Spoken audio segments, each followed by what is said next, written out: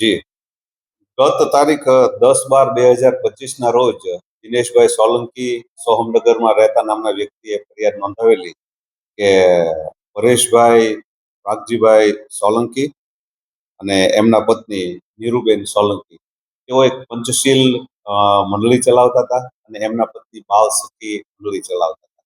એ અન્વયે એ લોકો પાસેથી પૈસા લેતા હતા અને પૈસાની અંદર 5 થી 8% વળતર આપવાની એને લાલચ આપતા હતા. એ રીતે ધીરે ધીરે ધીરે લોકો પાસે પૈસા લઈ અને પોતાની પાસે રાખી અને લોકોને આપતા હતા, એવી લાલચ આપતી હતી.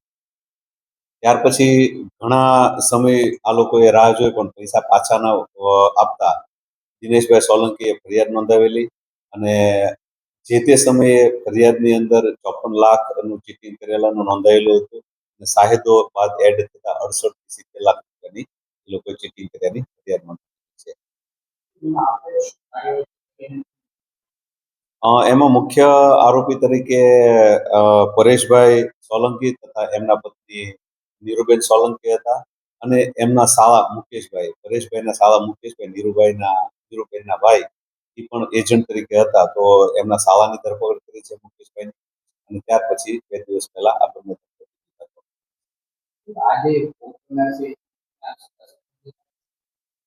એ લોકો આડોશ પાડોશમાં રહેતા હતા અને એકબીજાને પહેલેથી અંદાજિત 70 થી 80 લોકો.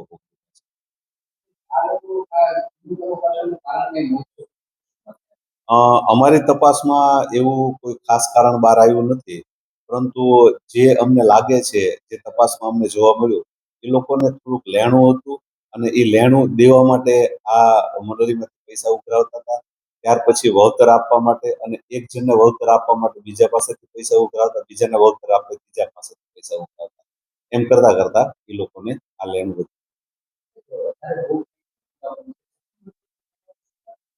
આની અંદર ભોગ બનનાર 80 થી 90% મહિલાઓ છે, કારણ કે સખી મંડળ નામ હેઠળ જ આ લોકોએ પૈસા